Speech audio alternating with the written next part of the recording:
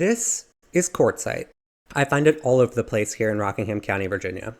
Here's an even larger piece. You can tell that this is probably quartzite from that sugary texture.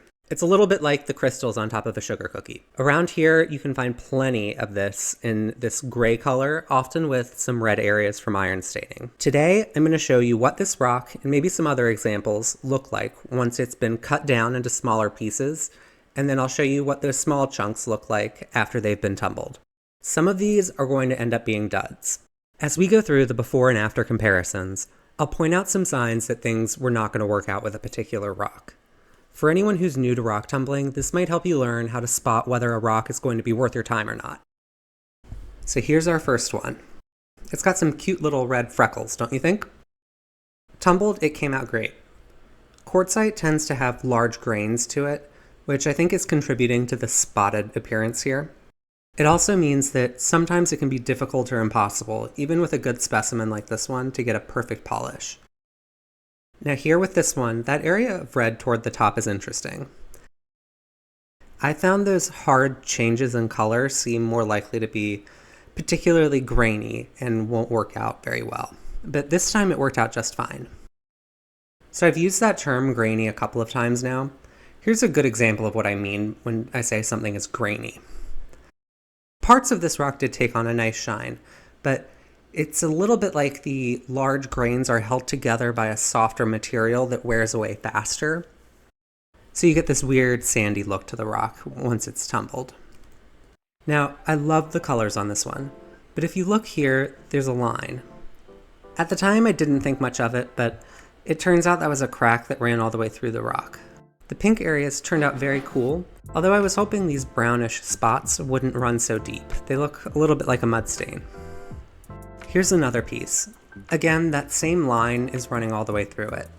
It doesn't ruin it, but it's not as perfect as I wanted.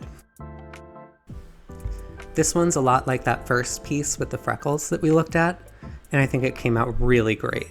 The shine is perfect, there's variation in it. It just works.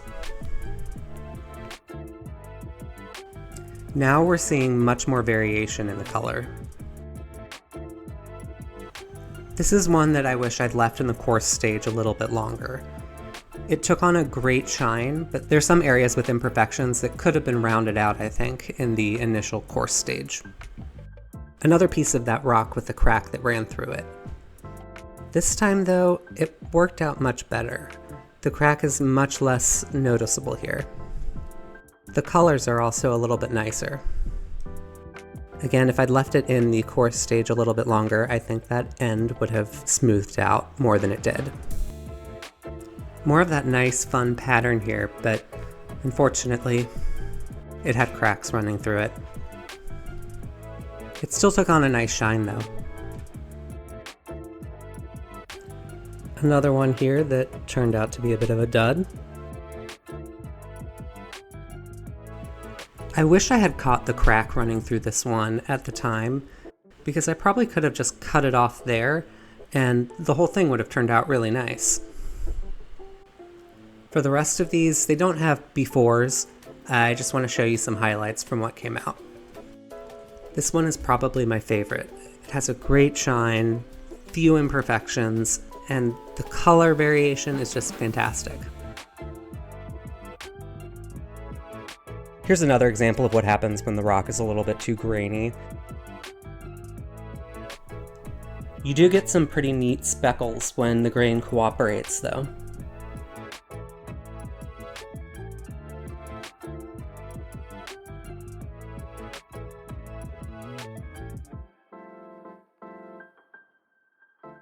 So what do you all think? How'd this batch turn out? Let me know in the comments.